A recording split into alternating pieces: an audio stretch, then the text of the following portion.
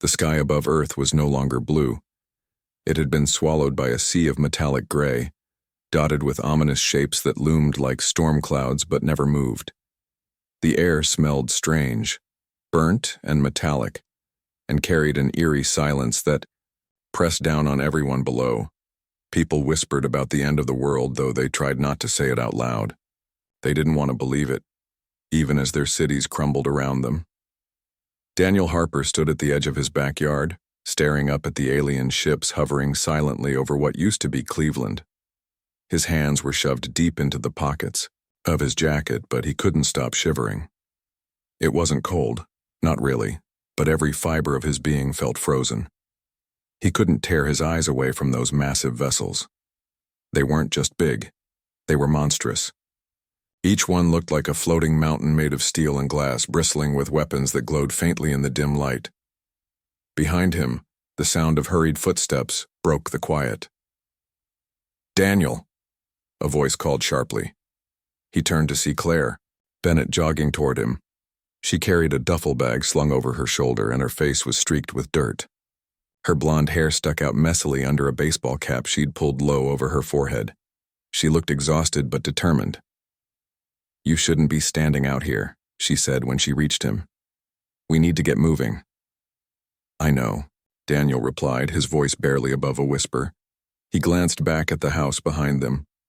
Inside, his wife and son were packing whatever they could carry before heading to the underground shelter. I can't stop looking at them." Claire followed his gaze upward. For a moment, she didn't say anything. Then, with a sigh, she added, "They're not going anywhere." Daniel nodded slowly. He knew she was right. These things, the Zytherians, as the news reports had labeled them, had arrived without warning 2 weeks ago.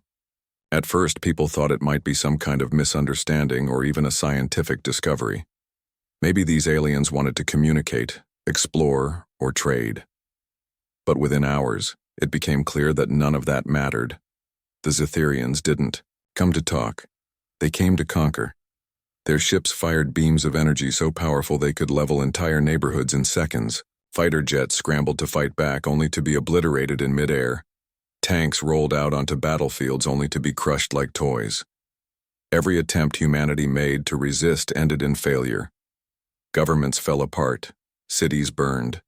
And now, all anyone could do was run. "Come on," Claire said, grabbing Daniel's arm gently but firmly.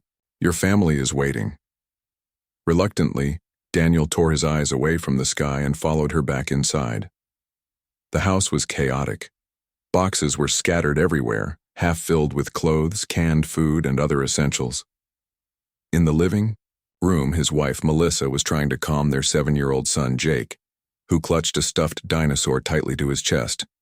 Tears streamed down Jake's cheeks as he asked over and over again why they had to leave. "It's okay, buddy," Daniel said, kneeling beside him. "We're just going somewhere safe for a little while. Everything will be fine." But even as he said the words, he didn't believe them. How could he? Nothing about this situation was fine. Still, he forced a smile and ruffled Jake's hair. Melissa gave him a grateful look, though her own eyes were red and puffy. She hadn't slept much since the invasion began. "We're ready," she told Claire. "Just give us a minute to grab the last few things." Claire nodded. "We don't have long. The shelter's already filling up, and we don't want to get caught outside if another attack hits." No one needed reminding of what happened last time. Just yesterday, a beam from one of the Zytherian ships had struck a nearby highway, sending cars tumbling like dominoes. Dozens of people had been caught in the chaos. Some survived, but many didn't. The memory of the scream still echoed in Daniel's mind. While Melissa finished packing, Daniel stepped outside again. This time he walked to the edge of the driveway and looked down the street. Most of the houses were dark, their owners either gone or hiding indoors. A few neighbors lingered nervously near their cars, loading supplies or arguing about where to go next. Farther down, smoke rose from the ruins of a gas station that had been hit days earlier. The acrid smell stung his nose. He wondered how long they could keep running. Shelters were overcrowded and poorly supplied. Food and water were running low. Even if they managed to survive the immediate threat, what would happen after that? Would they spend the rest of their lives cowering underground, while the Zetherians stripped the planet bare? A sudden noise snapped him out of his thoughts. It sounded like thunder, but deeper, more guttural. Daniel spun around, searching for the source. That's when he saw it. A flash of green light streaking across the horizon. It came from the direction of downtown, where the tallest building still stood. Seconds later, a deafening explosion rocked the ground beneath his feet.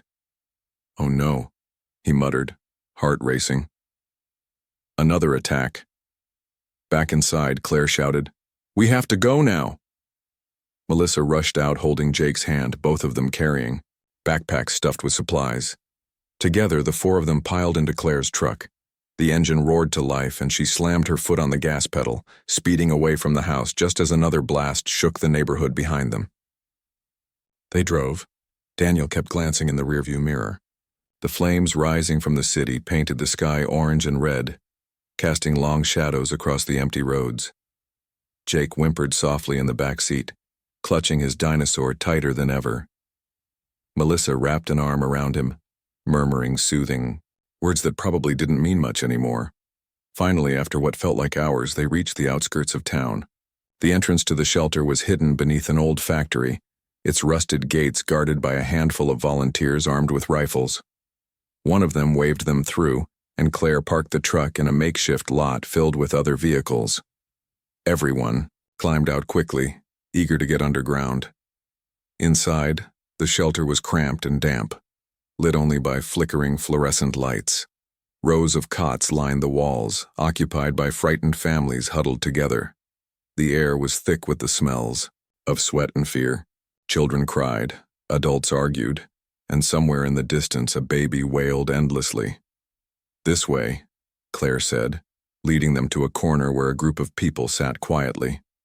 Among them was Ethan Grant, a wiry man in his 50s with glasses, perched on the end of his nose. He looked up as they approached, his expression grim but focused. "How bad is it?" Claire asked him. Ethan hesitated before answering. "Bad enough. If we don't find a way to fight back soon, we won't last much longer." Daniel frowned. "Fight back? With what?" "We've seen what happens when we try." "There's something," Ethan said quietly. "Something most people don't know about. Something that might give us a chance." Everyone leaned closer, desperate for any shred of hope. Ethan glanced around cautiously, then lowered his voice. "It's called Project Titan." The dim light of the shelter flickered overhead, casting long shadows on the walls as Ethan Grant spoke in a hushed tone. His words hung heavy in the air, like a promise too fragile to trust but too important to ignore. "Project Titan," he repeated, his voice barely audible over the hum of nervous chatter filling the cramped space. "What's that?" Daniel asked, leaning forward. The exhaustion etched into his face was momentarily replaced by curiosity. Or maybe desperation. Around them, others listened intently, their tired eyes fixed on Ethan. Even Melissa stopped fussing with Jake's blanket and turned her attention to the man who seemed to hold some kind of secret. Ethan hesitated again, glancing around cautiously, before continuing. "It was a military experiment," he said slowly. "Something designed to counter extraterrestrial threats. But it was abandoned years ago. Too dangerous, too costly. Most people involved were ordered to forget about it." "Forget about what exactly?" Claire pressed, her arms crossed tightly over her chest. She had a way of cutting straight to the point, her sharp gaze demanding answers without room for evasion. Ethan adjusted his glasses nervously, then sighed. "A weapon," he admitted. "But not just any weapon, it's complicated, a suit. A biomechanical suit capable of incredible power. Think of it as amplification. It takes human potential, strength, speed, strategy, and multiplies it exponentially." Daniel frowned, trying to process what he was hearing. "You mean like armor?" "Not exactly," Ethan replied. "It's more than armor. It's alive in a sense. Responsive, it bonds with its pilot, not just physically but mentally. That's why it's so risky. If the wrong person uses it..." He trailed off, shaking his head. Let's just say it wouldn't end well. Claire narrowed her eyes. And you think this thing could help us? Fight back against those ships up there? It might be our only chance, Ethan said quietly. If it even works anymore. There's no guarantee. The project was mothballed decades ago, but if we can find it and get it operational. For a moment, no one spoke. The weight of Ethan's words settled over the group like a thick fog. Finally, Daniel broke the silence. Where is it? Ethan hesitated yet again, clearly uncomfortable sharing details. Buried, he said at last, deep underground, at an old military base outside of Seattle, Mount Rainier National Park. Seattle. The name sent a ripple through the group. It wasn't far, at least not compared to other places, but getting there would be nearly impossible. The Zetherians patrolled constantly, their drones sweeping the skies and ground alike. Traveling openly meant certain death, and even if they reached the base, there was no telling what condition the suit would be in, or whether anyone among them could actually use it. We have to try, Claire said firmly, her jaw set with determination. What other choice do we have? Melissa looked alarmed. Are you serious? You're talking about walking right into enemy territory. We don't even know if this thing exists. It does, Ethan insisted. I worked on it, I helped design parts of it, and if it's still there. He swallowed hard, his hands trembling slightly. It's humanity's best shot. Daniel glanced at his wife, then at Jake, who sat silently clutching his stuffed dinosaur. The boy hadn't said much since they arrived at the shelter, his wide eyes taking in everything around him. Daniel knew Melissa wanted to protect their son above all else, to keep him safe, hidden away until the nightmare ended. But, deep down, Daniel wondered how long that safety would last. The Zetherians weren't going to stop. Not unless someone stopped them first. I'll go, Daniel said suddenly, surprising even himself. Everyone turned to look at him. Melissa's mouth dropped open. What? No, absolutely not. Mel, listen to me, Daniel said gently, placing a hand on her shoulder. We can't stay here forever. Sooner or later they'll find us or we'll run out of food or water. This isn't living. It's surviving. Barely. But you... Melissa started, tears welling up in her eyes. You're not a soldier, Daniel. You're not trained for this. He's right, Claire cut in, her tone firm but calm. None of us are soldiers. But sitting here waiting, for the end isn't going to save anyone. If there's even a chance this thing can turn the tide, we owe it to ourselves and to everyone else to try. Ethan nodded reluctantly. She's right. And if Daniel's willing to step up... No, Melissa snapped, standing abruptly. Her voice cracked with emotion. You're asking him to risk his life. For what? Some crazy idea that might not even work? It's not just an idea, Ethan said softly. It's hope.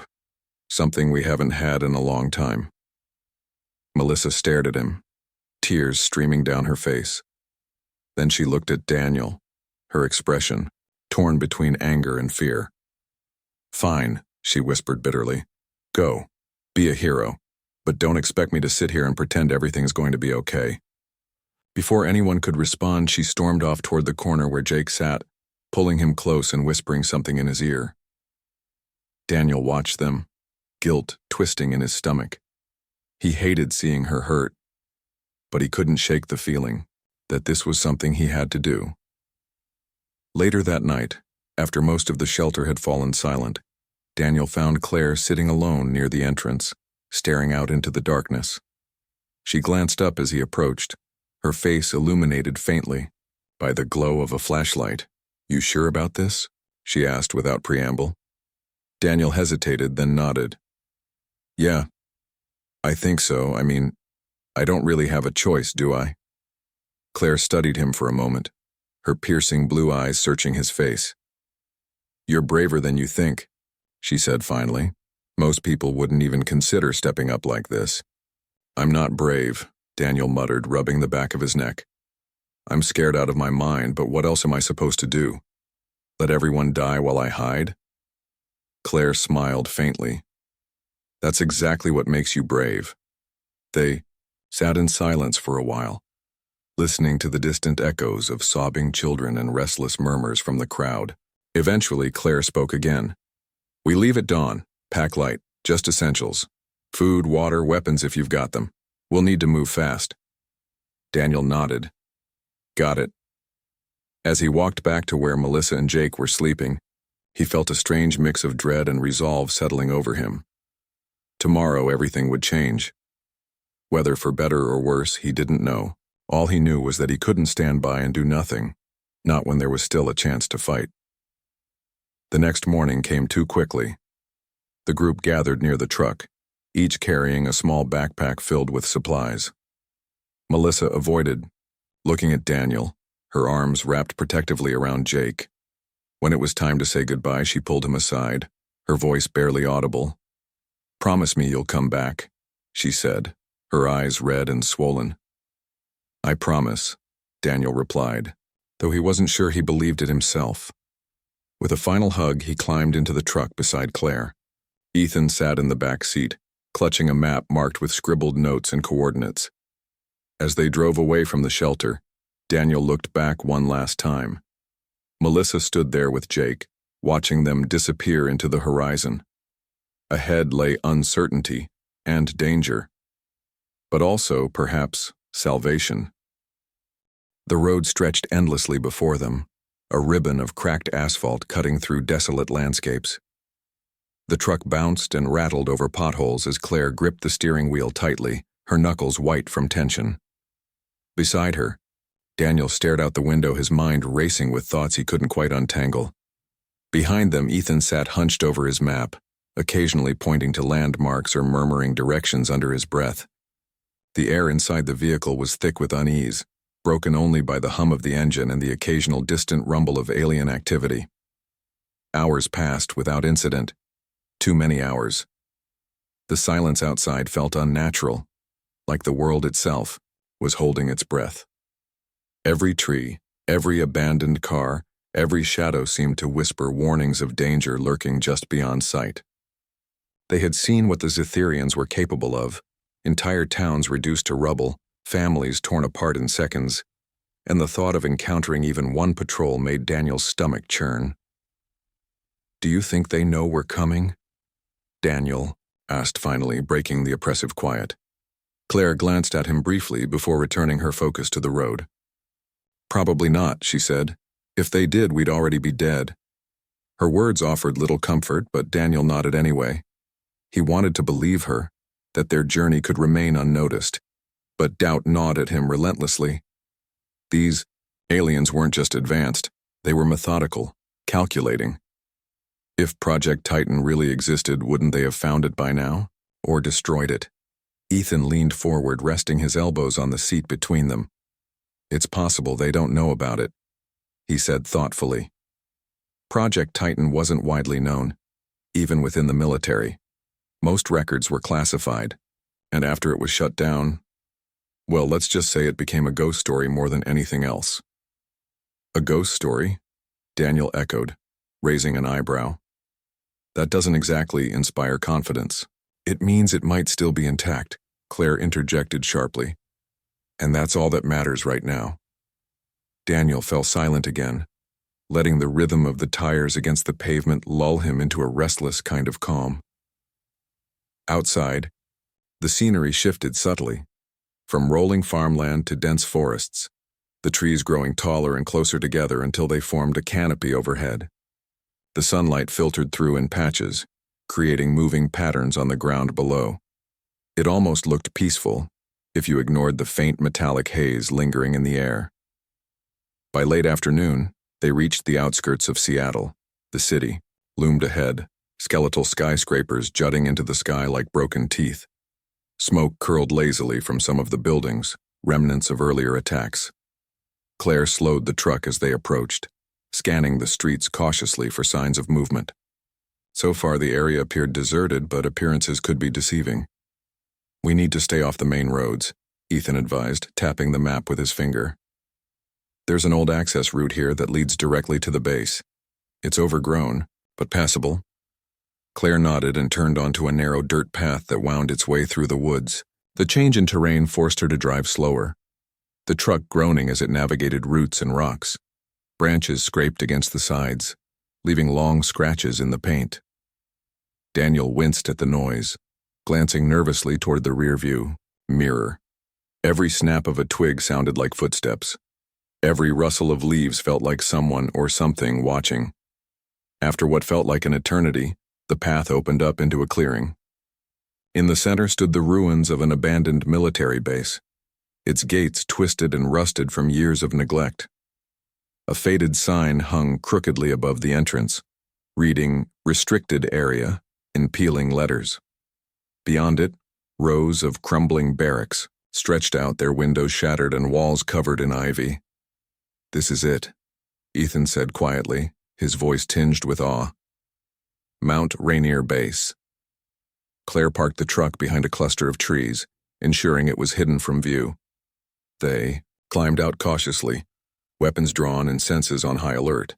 The air here was heavier somehow, charged with an electric tension that made the hairs on the back of Daniel's neck stand on end. He scanned the surroundings, searching for any sign of life or death. "Stay close," Claire instructed, motioning for them to follow her. "We don't know what's waiting for us." The group moved silently through the base, stepping carefully over debris and avoiding loose floorboards that might creak underfoot. Inside one of the larger structures, they found evidence of recent occupation, discarded ration wrappers, empty water bottles, and scorch marks on the walls. Whoever had been here hadn't left willingly. "These aren't human," Ethan murmured, examining the burn patterns. "They're too precise. Too clean." Daniel swallowed hard, gripping his rifle tighter. "So the Zetherians have been here, but not recently," Claire added, pointing to a thin layer of dust covering everything. "Weeks, maybe months ago," Ethan nodded. "Good. That gives us time." Time for what? Daniel wondered grimly. Time to dig up a forgotten weapon and hope it worked? Time to figure out how to operate something none of them truly understood? Time to prepare themselves for whatever horrors lay ahead? As they ventured deeper into the base, Ethan led them to a secured door marked with hazard symbols and warning labels. The keypad beside it was corroded with age, but Ethan pulled a small toolkit from his bag and began working on it. His hands moved deftly, fingers nimble despite the tremors that betrayed his nerves. "How do you know so much about this place?" Daniel asked, watching him work. "I didn't just design parts of the suit," Ethan replied without looking up. "I helped oversee its storage. When the project was canceled, I made sure it was locked away properly, just in case." "In case of what?" Claire prompted. Ethan hesitated, then shrugged. "In case humanity needed a miracle." A few moments later, the door clicked open with a soft hiss. The trio exchanged wary glances before stepping inside. The room beyond was dark, illuminated only by the dim light filtering in from behind them. Ethan fumbled for a flashlight and flicked it on, revealing rows of crates stacked neatly along the walls. In the center of the space stood a massive object covered by a tarp, its shape vaguely humanoid. "That's it," Ethan whispered, his voice trembling with a mix of excitement and dread. "That's Titan." They approached cautiously, the beam of the flashlight casting eerie shadows across the room. When Ethan reached out and pulled the tarp away, Daniel felt his breath catch in his throat.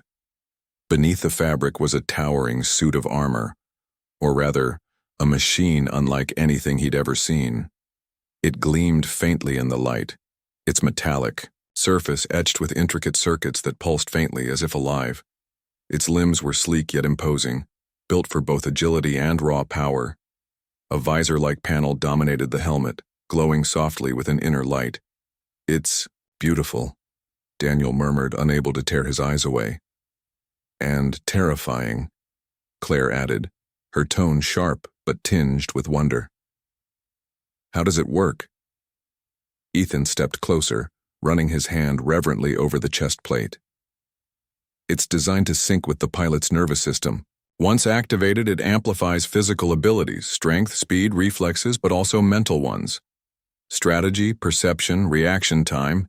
It becomes an extension of the person wearing it. Sounds risky, Daniel said. It is, Ethan admitted. The suit feeds off the pilot's emotions, instincts, and willpower. If you're not strong enough mentally, he trailed off, shaking his head. Let's just say it won't end well. Claire crossed her arms. So who's going to test it? All eyes turned to Daniel. He froze, suddenly aware of the weight of their expectations pressing down on him. Me? He stammered. Why me? You volunteered, Claire reminded him bluntly. And you've got the most to lose. You're fighting for your family, for everyone back at the shelter. That gives you motivation the rest of us might not have. Daniel wanted to argue, to protest that he wasn't qualified, that he wasn't ready. But deep down he knew she was right. This wasn't about skill or training. It was about heart. About refusing to give up, no matter how impossible the odds seemed. Okay, he said finally, his voice steady despite the storm raging inside him. I'll do it. Ethan nodded approvingly and began explaining the activation process. First, we need to run diagnostics. Make sure the systems are still functional after all these years. Then, we'll start syncing it with your biology. It'll take time and patience, but if we're careful, we can make this work. As Ethan set up equipment and powered up the suit, Daniel took a step back, trying to wrap his mind around what he was about to attempt. The machine loomed over him, impossibly large and intimidating. It wasn't just armor. It was a symbol, a last-ditch effort to save a dying world. And somehow he was supposed to become its pilot. Ready? Ethan asked, turning to face him. Daniel hesitated, then nodded, as ready as I'll ever be. With that, Ethan initiated the sequence. The suit came to life with a low hum, its circuits lighting up brighter and brighter until the entire room seemed to glow. Daniel stepped forward, placing his hand on the chest plate as instructed. The moment his skin touched the metal, a surge of energy coursed through him, sharp and electric. His vision blurred, and for a brief second he felt completely untethered, as though his consciousness had been pulled into the machine itself. Then, just as quickly as it started, the sensation faded. The hum subsided, leaving only silence. Well? Claire asked, breaking the tension. Daniel blinked, disoriented but unharmed. I think it's working. The hum of the Titan suit filled the room, a low, steady vibration that seemed to echo in Daniel's chest. He stood frozen, his hand still resting on the cold metal surface of the machine. The initial surge of energy had faded, but its presence lingered, like a whisper at the edge of his mind. It was strange, almost unsettling, as if the suit were alive and waiting for him to take the next step. Ethan moved around the suit with practiced ease, adjusting settings and running diagnostics on a small handheld device.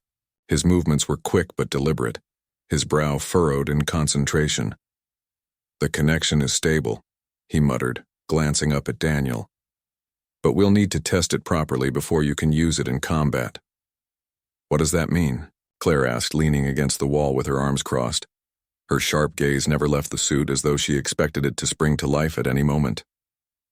It means simulations, Ethan replied. We need to see how well Daniel can handle the suit under controlled conditions. If he can't control it, if his emotions or instincts override his judgment, it could be catastrophic.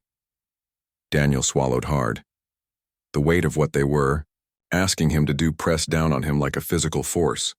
He wasn't a soldier. He wasn't trained for this. All he had was determination, and maybe that wasn't enough. Let's get started, he said finally, forcing his voice to sound steadier than he felt. Ethan nodded and gestured toward the suit. Step inside. With hesitant steps, Daniel approached the towering machine. A panel on its back slid open silently, revealing a cockpit-like interior lined with glowing circuits and padded restraints.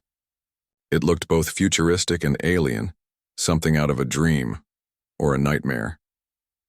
Taking a deep breath, he climbed in, settling into the seat as Ethan guided him through the process. The moment he was secured, the suit came alive again. Panels shifted and adjusted around him, molding themselves to fit his body perfectly. Lights flickered across the visor, projecting data streams and images directly into his field of vision. For a brief second, Daniel felt overwhelmed, as though he'd been plunged into a world moving too fast for him to comprehend. "You okay?" Ethan's voice crackled through a communication link, calm and reassuring. "I think so," Daniel replied, his own voice trembling slightly. "It's intense." "That's normal," Ethan assured him. "The suit is syncing with your nervous system. You'll feel every movement, every action, as if it's an extension of yourself. But remember, focus is key. Don't let fear or doubt cloud your mind." Claire stepped closer, her expression unreadable. "Can he move yet?" "Not yet," Ethan said. "We need to run basic motor tests first. Let's see if he can stand." At Ethan's command, the suit began to rise slowly, lifting Daniel off the ground until he towered over everyone else in the room. Standing nearly 30 feet tall, the machine dwarfed everything around it. Daniel glanced down at his companions, feeling a mix of awe and unease. From this height, they looked tiny, fragile. How could anyone expect him to protect them when even the smallest mistake might crush them? "Try taking a step forward," Ethan instructed. Daniel focused on the task, imagining himself walking as he normally would. To his surprise, the suit obeyed, moving with surprising fluidity despite its size. Each step resonated through the floor, sending faint vibrations through the room. After a few cautious strides, he turned back to face the others, trying to ignore the adrenaline coursing through his veins. "Not bad," Claire said, though her tone remained skeptical. "But walking isn't going to stop those ships." "She's right," Ethan agreed. "Next, we'll simulate combat scenarios, see how you react under pressure." Over the next several hours, Ethan subjected Daniel to a series of increasingly challenging tests. Virtual enemies appeared in holographic projections, their movements designed to mimic the Zytherians' tactics. At first, Daniel struggled to keep up, his reactions sluggish and uncoordinated. The suit amplified his strength, but mastering its speed required precision he didn't possess. More than once, he accidentally sent crates flying across the room, or slammed his fists into walls, leaving dents in the metal. "You're overthinking it," Ethan told him after one particularly clumsy attempt. "Trust the suit. It responds to instinct, not hesitation." "He's improving," Claire added, watching intently from the sidelines. "But improvement isn't enough. Out there he'll have seconds, not minutes, to make decisions." As the hours dragged on, exhaustion began to set in. Sweat dripped down Daniel's face, stinging his eyes, and his muscles ached from the strain of controlling such a massive machine. Yet despite the fatigue, he refused to give up. Every failure taught him something new. Every misstep brought him closer to understanding the suit's capabilities. By the end of the session, he managed to land a clean punch on a simulated drone, shattering it into fragments of light. "That's better," Ethan said, nodding approvingly. "You're learning." "But am I ready?" Daniel asked, his voice heavy with doubt. "No one's ever truly ready for something like this," Ethan admitted. "But you're getting there. With more practice, you might actually stand a chance." Outside, the sun dipped below the horizon, casting long shadows across the base. The group took a short break, retreating to the truck for food and water. They ate in silence, each lost in their own thoughts. Daniel stared at his hands, still trembling, slightly from the effort of piloting the suit. Could he really do this? Could he face the Zytherians head-on and survive? "We should rest," Claire suggested eventually. "Tomorrow will be harder." Ethan nodded in agreement. "We've done all we can for today. Get some sleep. We'll start again at dawn." Daniel wanted to argue that there wasn't time to waste, but he knew they were right. Pushing himself too far too fast would only make things worse. Reluctantly, he followed them back to the barracks, where they spread out blankets on the dusty floor. As he lay down, staring up at the cracked ceiling, his mind raced with questions he couldn't answer. What if he failed? What if the suit rejected him? What if his thoughts were interrupted by the distant sound of engines, a low, droning noise that grew louder with each passing second? Daniel bolted upright, heart pounding. "Do you hear that?" Claire was already on her feet, rifle in hand. Scytherians! Panic surged through the group as they scrambled to gather their weapons and supplies. Outside, the unmistakable glow of alien lights illuminated the trees, casting eerie shadows across the base. The invaders had found them. "Get to the suit!" Ethan shouted, grabbing Daniel's arm and pulling him toward the storage room. They reached the suit just as the first Scytherian drone descended into the clearing, its sleek form bristling with weapons. Laser beams sliced through the air, striking the ground mere feet away. Dirt and debris exploded upward, forcing the group to dive for cover. "We don't have time for this," Claire yelled, firing blindly at the drone.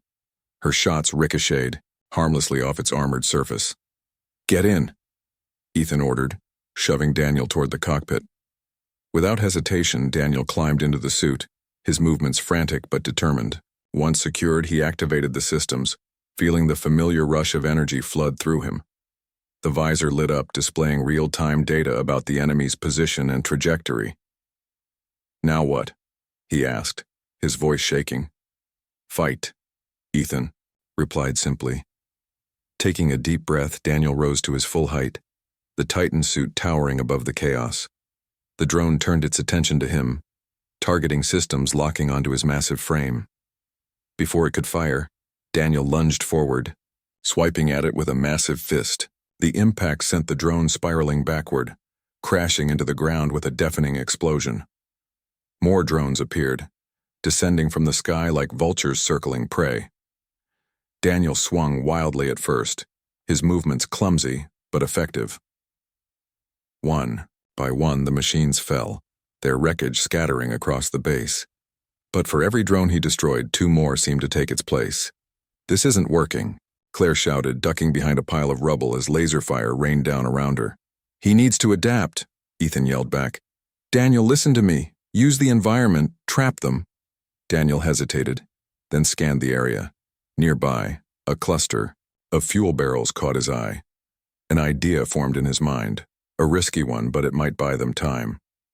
Focusing all his strength, he grabbed a fallen beam and hurled it at the barrels, triggering a chain reaction of explosions.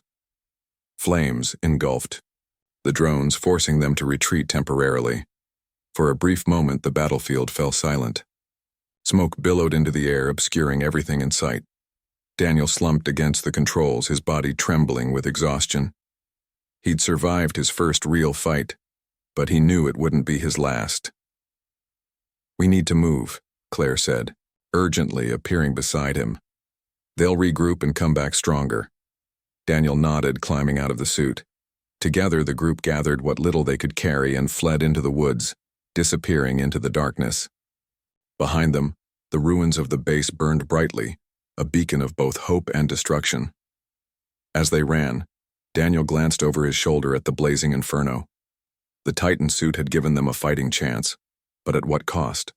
And how long could they keep running before the Scytherians caught up? Only time would tell. The forest was dark and dense, the trees looming like silent sentinels as the group pushed forward. Every step felt heavier than the last, their bodies aching from exhaustion and fear gnawing at their minds. Daniel led the way, his eyes scanning the shadows for any sign of movement. Behind him, Claire kept watch, her rifle ready, while Ethan struggled to keep pace, clutching his bag of tools and maps tightly. None of them spoke. The only sounds were their labored breathing and the crunch of leaves underfoot.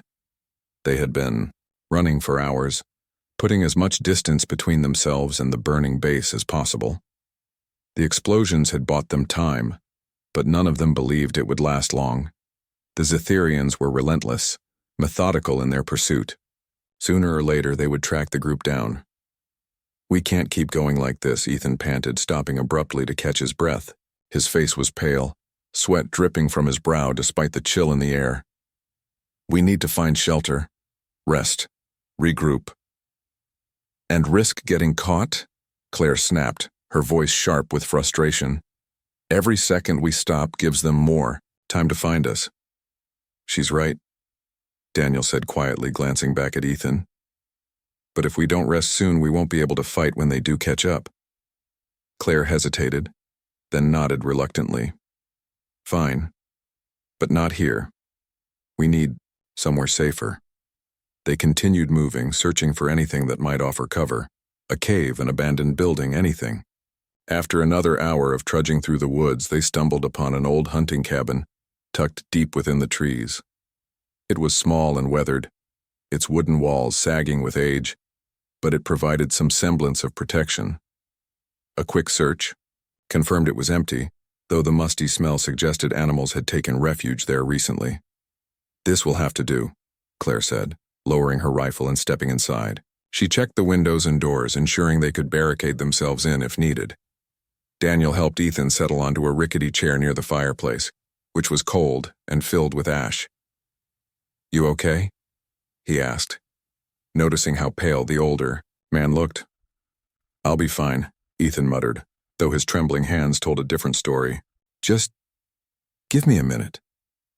While Ethan rested, Daniel and Claire worked together to secure the cabin. They dragged furniture against the door and blocked the windows with whatever they could find: broken boards, chunks of bark, even piles of leaves. The effort left them both drenched in sweat, but it gave them a sense of control, however fleeting. As night fell, the temperature dropped sharply. Claire built a small fire in the hearth, careful to keep it low so the light wouldn't attract unwanted attention. They sat around it in silence, the crackling flames casting flickering shadows on the walls. Outside, the wind howled through the trees, carrying with it the distant hum of alien engines. The sound sent shivers down Daniel's spine, but he forced himself to stay calm. "They're still out there," Claire said finally, breaking the tense quiet. Her gaze was fixed on the flames, her expression unreadable. "Of course they are," Ethan replied bitterly. "They won't stop until they've wiped us out, or we stop them first." Daniel stared into the fire, his thoughts racing. He couldn't shake the memory of the battle at the base.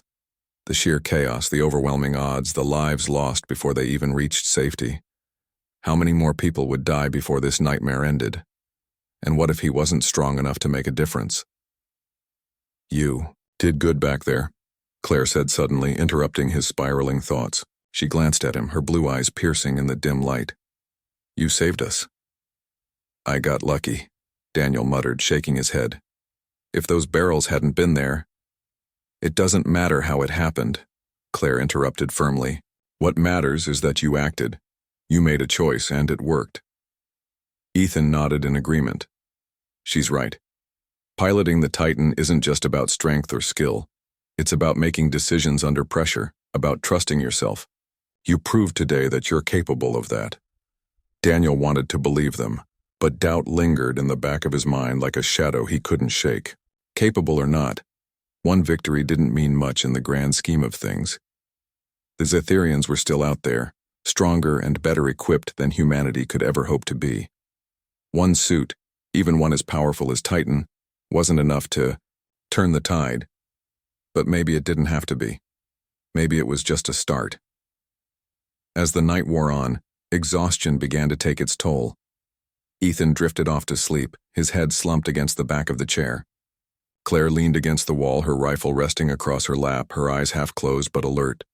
Daniel stayed awake, staring into the fire and listening to the sounds of the forest. Every rustle of leaves, every snap of a twig, made his heart. He knew they weren't safe, not really, not yet. Sometime after midnight, a soft noise outside caught his attention. At first he thought it was just the wind, but then it came again. A faint scraping sound like boots brushing against rocks. His pulse quickened as he rose silently to his feet, grabbing a nearby flashlight. Beside him, Claire stirred, sensing his tension. "What is it?" she whispered, her hand already gripping her rifle. "I heard something," Daniel replied, his voice barely audible. Claire nodded and moved toward the door, motioning for him to follow. Together they crept to the entrance, peering through the cracks between the boards. The darkness outside was impenetrable, the moonlight obscured by thick clouds. For a moment everything seemed still. Then, without warning, a figure stepped into view. It was human, or at least it looked human. A man dressed in tattered clothes, his face smeared with dirt and blood. He held his hands up cautiously, showing he wasn't armed. "Don't shoot," the man called softly, his voice trembling. "I'm not one of them." Claire exchanged a glance with Daniel, then lowered her weapon slightly. "Who are you?" she demanded. "My name's Alex," the man replied, taking a cautious step closer. "I saw your fire. I didn't mean to scare you, I was just looking for help." Daniel frowned, studying the stranger carefully. Something about him didn't sit right. "Why are you out here alone?" he asked. Alex hesitated, then shrugged. "I got separated from my group during an attack. Been trying to survive ever since." Claire narrowed her eyes, clearly skeptical. "Where's your group now?" "I don't know," Alex admitted. "Last I saw, they were heading east, toward the mountains." For a moment, no one spoke. Silence stretched taut, broken only by the crackle of the fire behind them. Finally, Claire sighed and stepped aside, motioning for Alex to enter. "All right. Come in. But if you try anything, I won't," Alex promised quickly, slipping inside. He glanced around nervously, his eyes darting to Ethan asleep in the corner. "Thanks, I owe you." As Alex settled onto the floor near the fire, Daniel couldn't shake the feeling that something was off. There was something in the man's demeanor, his nervous energy, the way his gaze lingered too long on certain details, that set off alarm bells in his mind. But he kept his suspicions to himself, knowing they needed all the allies they could get. Hours passed, and the group eventually drifted into uneasy sleep. Daniel volunteered to take the first watch, sitting near the door with a knife in hand. Despite his fatigue, he couldn't bring himself to close his eyes. Too much was at stake. It wasn't until nearly dawn that disaster struck. A sudden burst of static erupted from Alex's pocket, startling everyone awake. Before anyone could react, Alex pulled out a small device and pressed a button, sending a signal into the night. The sound was deafening, cutting through the silence like a scream. "What the hell are you doing?" Claire shouted, lunging toward him. Alex backed away, a smug grin spreading across his face. "Sorry," he said mockingly. "Had to call my friends." Realization hit Daniel like a punch to the gut. "You're working for them," he growled, rising to his feet. "Smart guy," Alex sneered. "Too bad it won't save you." Before anyone could stop him, Alex bolted for the door, yanking it open and disappearing into the woods. Moments later, the unmistakable whine of alien drones filled the air, growing louder with each passing second. "They're coming," Ethan yelled, scrambling to gather his belongings. Claire cursed under her breath, grabbing her rifle and rushing to the window. "We need to move. Now!" Daniel grabbed the map and stuffed it into his pack, his mind racing. They had seconds, maybe less, to escape. As the first drone appeared above the trees, its lights illuminating the clearing, the group bolted out, the back of the cabin diving into the dense forest. The chase was brutal. Lasers tore through the trees, setting branches ablaze and forcing them to zigzag wildly to avoid being hit. Ethan stumbled multiple times, his weakened state slowing them down, but Daniel refused to leave him behind. Each blast that missed them, by inches, fueled their desperation. Finally, they reached a steep ravine, its rocky walls offering some measure of cover. Claire signaled for them to split up, hoping to confuse their pursuers. Daniel and Ethan slid down the slope, landing hard on the uneven ground below. Pain shot through Daniel's legs, but he ignored it, pulling Ethan along as they scrambled deeper into the ravine. Behind them, the sound of explosions echoed through the valley. The Zetherians were closing in. "We can't outrun them forever," Ethan gasped, clutching his side. "We don't have to," Daniel replied grimly. "We just have to survive long enough to fight back." And fight back they would. Because giving up wasn't an option. Not anymore.